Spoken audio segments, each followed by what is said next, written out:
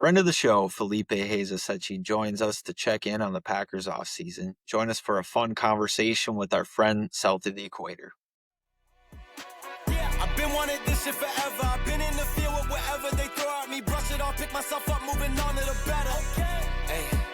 Yeah, ain't no errors, baby. It's a new era. I wake up early feeling rich like I'm Kesha.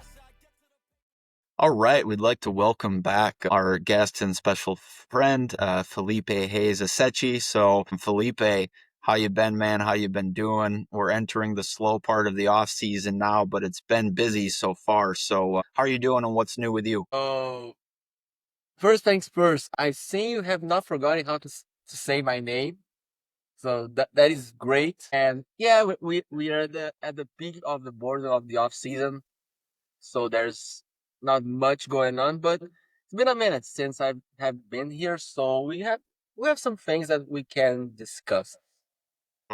Definitely. So, I know you're. I think I saw on X that it looked like you were planning to go to this year's NFL game in Brazil. I think that's the Chiefs and the Chargers in Game 1. Are you going to make it to that game? Obviously, probably not as excited as seeing the Packers there last year. So I'm going to be there. I bought the tickets. I'm going with a friend. It's not the Packers, but I wasn't actually planning on going this year. But when I saw it was Mahomes coming, I at least had to make the effort. And I have a funny story because we had they started selling tickets on 10 a.m. on June 12th. Was a Thursday, and I was talking with a friend of mine. And we were trying to set up so we can buy the tickets, and he had like 500 open tabs on his computer to try and get the tickets because it sold out in like 1 hour. And I had just one tab on my computer because I didn't want to go through the emotional roller coaster that was last year with the tickets. So he got 500 tabs open and he couldn't get the tickets. I got one tab and I got the tickets. So I got extremely lucky. Extremely lucky. So it's going to be exciting because now that I went last year to the Packers and Eagles game, I know everything I have to do when I arrive in São Paulo, how to get to the stadium, leaving the stadium. So I'm not going blind this year. I know what I have to do, and I'm excited for the game. I'm going to be just behind the Chargers bench. So I spent a considerable amount of money on those tickets, so I expect nothing but a handshake from Justin Herbert after the game. Yeah, no big deal. So, Hopefully, hey, a few. Go I was ahead. just say, hopefully a few touchdown scores too. That'd be a great one to see, like a 31-28 kind of thriller. So sorry, Grab, go ahead. No, it's all good. Yeah, that'd be pretty awesome if you could actually get that from him. That'd be a game to remember. But Felipe, we haven't checked in a while. There's a lot of different, narratives and things we can go down. But just in general, how are you feeling about the Packers roster going into the season? So we're heading to year 3 of the Jordan Love era. So no more excuses about being a young team. Like they had 2 years of chemistry to build a preseason, in season, after the season, whatever. So, and I wrote about this yesterday. There should be no more excuses, and I think we are in a good spot because people, and I know we're going to talk about this later on the show, but people are freaking out about the CB room. But Jair Alexander missed most of the season last year, and they still did fine. So while I think they should have done a better job of enhancing the talent in the CB role, I'm going to trust Jeff Hafley to develop those guys. It was pretty obvious the plan that Brian Gutekunst had in mind this offseason. Like he's going to trust in Jeff Hafley, elevate both the pass rush and the CB role, and they're gonna get Jordan Love a lot of help.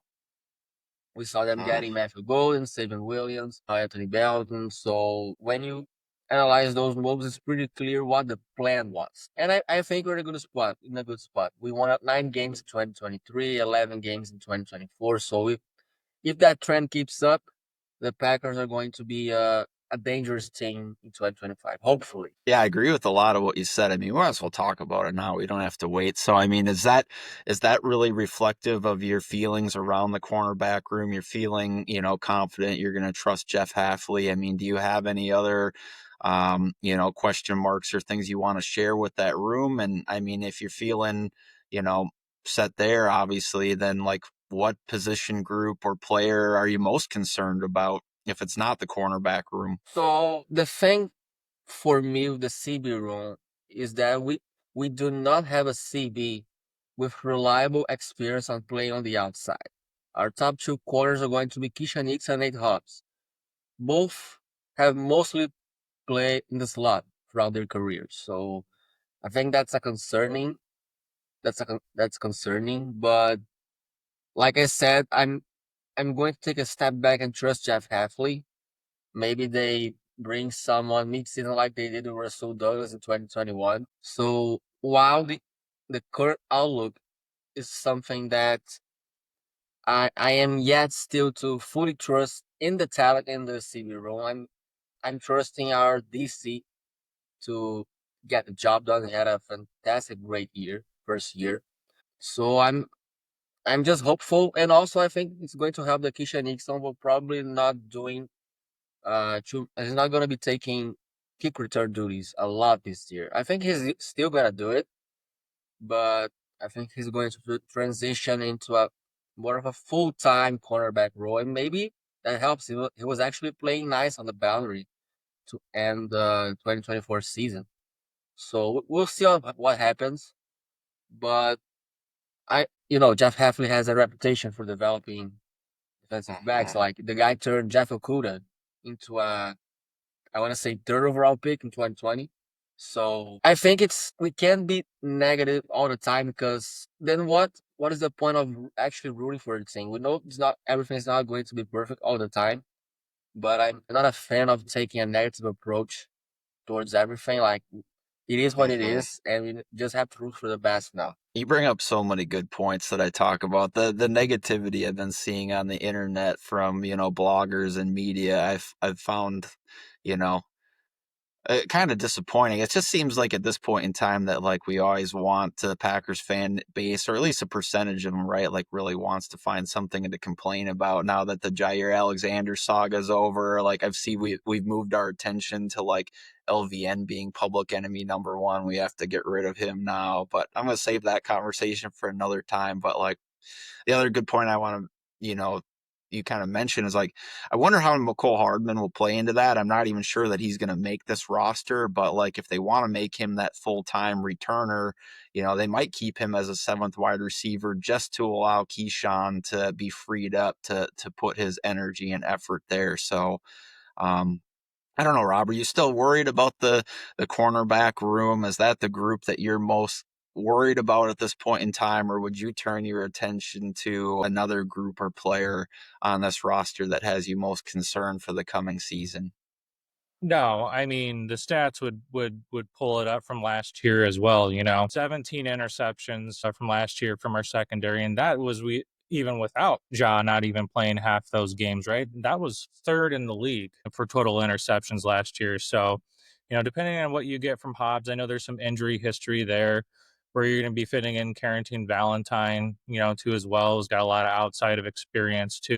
To me, and like I've said too, pretty much throughout this offseason, is it comes down to Jeff Hafley, and if you can get that back end depth ready to go. So your Kalen Kings, your Kamal Haddons, your Micah Robinsons, that sort of stuff. Getting those guys ready to play when injuries do occur, I think will be the kind of defining thing for our secondary. I'm more concerned on getting some pass rush and getting some pressure up the middle, without TJ Sladen, insert Stackhouse and Brinson and some other stuff too. So those would be kind of my two, obviously, big keys to look out for this year as far as positional group goes.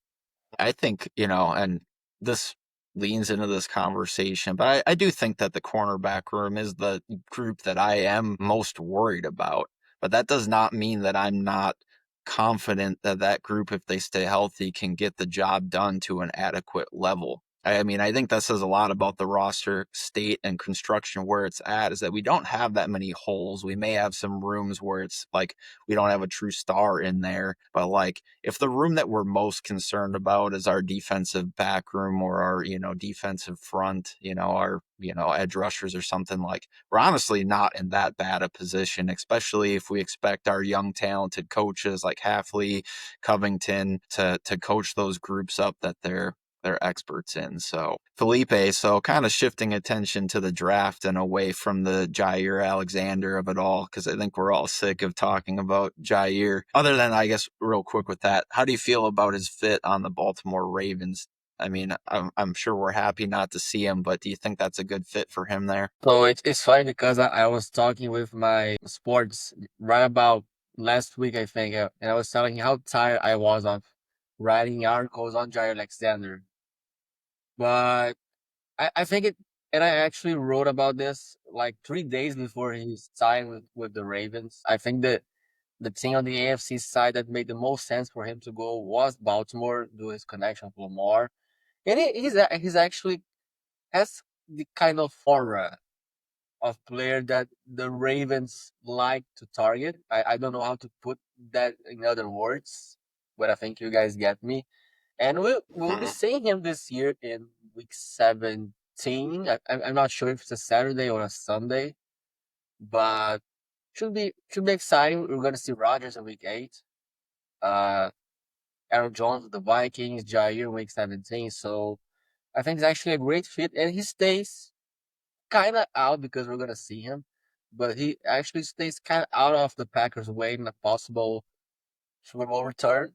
So I also think that the ideal Super Bowl scenario for any Packers fans is going to be either Packers Steelers or Packers Ravens. So we'll see, but I'm actually glad that he went all the other way to the AFC. I was terrified that he would go to the Minnesota Vikings. So just going back real quick, I know, obviously we had a very incredible draft there in Green Bay. Had a lot of really good picks, picked a wide receiver for the first time in many, many, many years in Matthew Golden. But, you know, looking back at that draft, Felipe, is there a dark horse, in this draft that will have the most impact in year one outside of Golden? And if so, who is that to you? So I wrote about it. Let me see if I can find the article that I put out like a month ago. But I'm gonna go with Cincinnati offensive lineman John Williams. Like if you look at the stats, at the numbers, I'll see if I can find them now quickly. Now that is a dark horse why you're pulling up that article It because was the dude was a 7th round pick, and his numbers at Cincinnati are crazy good. I think Goody said in an interview or a press conference, I don't remember, that they were actually surprised that Williams was there at that point, much because of the versatility. I know he played tackle at Cincinnati, but it's interesting that the Packers listed him as a guard. So I think he's going to start his career there because we have Zach Tom, Rasheed Walker, Jordan Morgan, but I think the guy has allowed like less than six. I'm gonna say 6 sacks in like I don't know how many pass blocking snaps, but they were a lot. He played a lot in college. So So, like, obviously a seventh round selection, right? And I agree with you. I liked his profile a lot more than where he was drafted. I could have easily been fine with him being drafted as like a fifth round pick, because I thought the talent was there for him, not only to play guard, but I actually see some talent, tackle versatility for him. But like with that question, who has the most chance to make an impact in year one? Like, what is your path for John Williams getting playing time and having that impact this year? Or is he like the swing tackle, or like what role do you have him in to make that year one impact? I think we have to see what's going to happen with Rasheed Walker and Elton Jenkins, because I don't know if you guys have seen it, but Ricky on X said reported that the Packers were negotiating another deal with Walker, a second contract, which was surprising because I still think there's no way the Packers will let Zach Tom out, and I don't think the Packers will extend both Walker and Tom. So my assumption is that Rasheed Walker is going to be a free agent next year. They're not going to trade him. We rarely see offensive, like high caliber offensive linemen on the market, on the trade market. So that's not going to happen. If he is as elsewhere next year, is going to be via free agency, not a trade. And we'll see what happens with Elton Jenkins because he kind of held out. He also held in OTAs, mandatory minicamp. I think they're going to get a deal done with him because he's very much valuable, and he's also playing arguably the most important position on the offensive line this year. So it's just a matter of time. But what happens beyond 2025 is intriguing because the Packers could have 6 starters on the market next year, and they're not going to be able to retain all of them. That is not going to happen. So we'll see what happens because Jenkins, I think they can free up like 20 million in cap space if they release or trade Elton Jenkins next year. And he's 30. So it's hard to see guys getting a third contract with the Packers. Kenny Clark got it recently, and he had a 1 sack season in 2024. So that didn't help. So I think starts with Jenkins and Rasheed Walker. But if John Williams cracks up maybe a role this year, is going to be inside because I think Jordan Morgan will potentially play swing tackle or even Anthony Belton. So that will make John Williams the third option. But we have seen how exposed our depth on the interior was against the Eagles on the wild card round. So maybe that's the spot. But I'm very excited for them. I think the Packers got another steal on day 3 with offensive linemen. Yeah. Like 2 injuries away from him starting like 10 games and making a big impact on this roster. So yeah, I think like the Rasheed Walker of it all is very interesting because like you'd be like economically it wouldn't make sense to extend both tackles.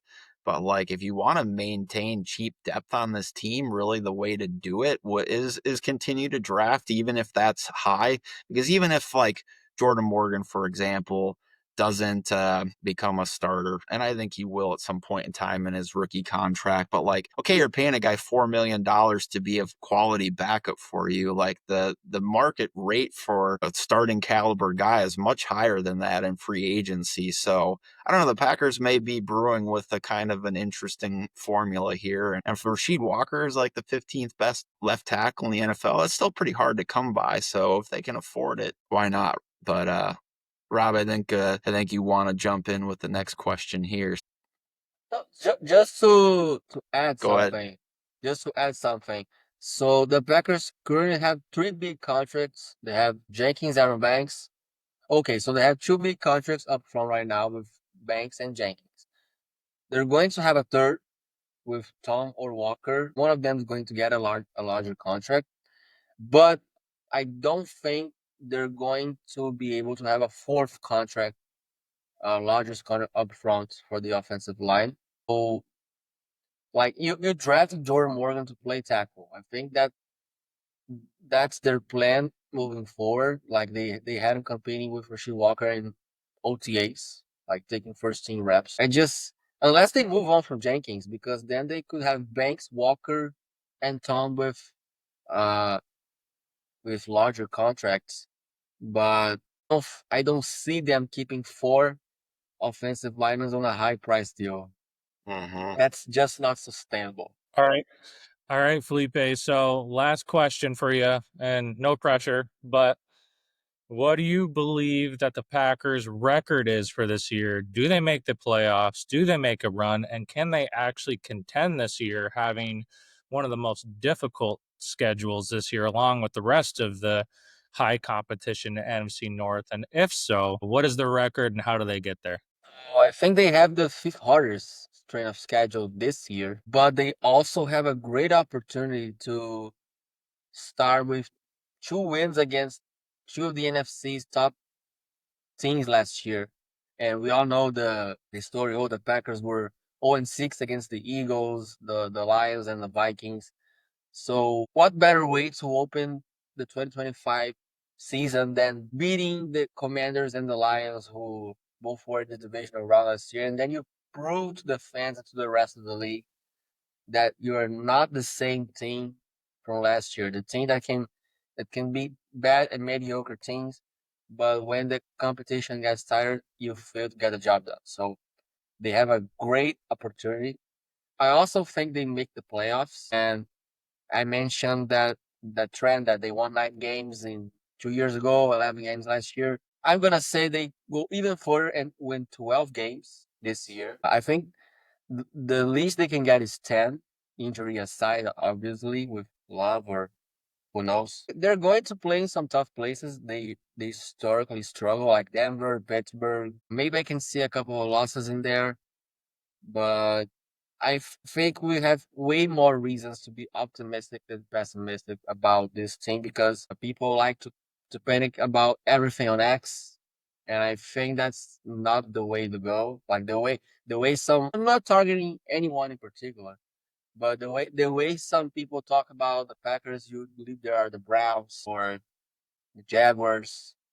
So, and nothing against those teams, but sometimes it's called entitled down for a reason.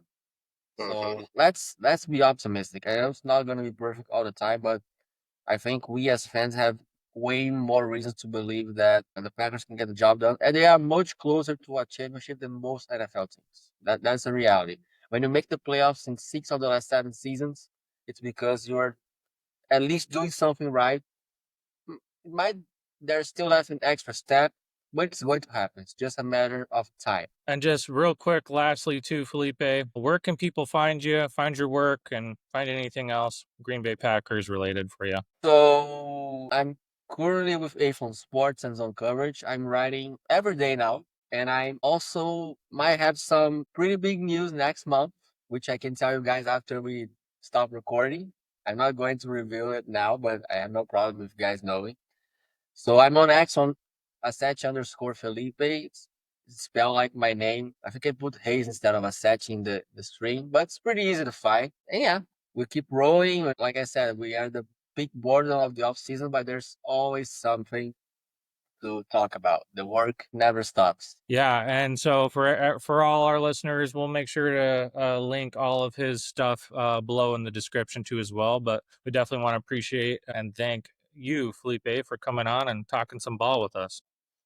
Oh man, it's always a pleasure coming back. I missed this, and I'm hoping to return at least once before the regular season starts. I'm going to be in São Paulo for the Week 1 Chargers Chiefs game, but I'm 100% can arrange something before that. I'm hopeful I can return, and it's always a blast talking ball with you guys. I always have a lot of fun. I'll go on record right now, Felipe, and I'll say we'll have you back before the season starts. But yep. All right. Well, thanks again, Felipe, for your time today. Always a pleasure. So I appreciate you.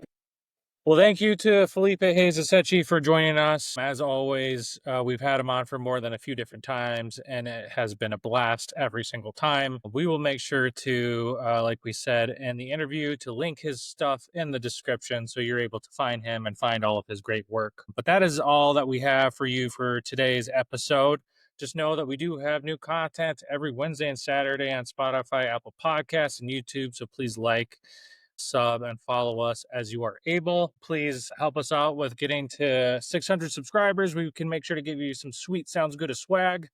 And please follow Jordan and I on the socials. I'm at Sounds Gooda with 3 A's, and Jordan is at Wilson Jord. But that's all we have for you Packers fans. We hope that you have a good morning, a good afternoon, and a good night. Take care. Go Pack Go. Wanted this shit forever. I've been in the field with whatever they throw at me. Brush it off, pick myself up, moving on to the better. Hey.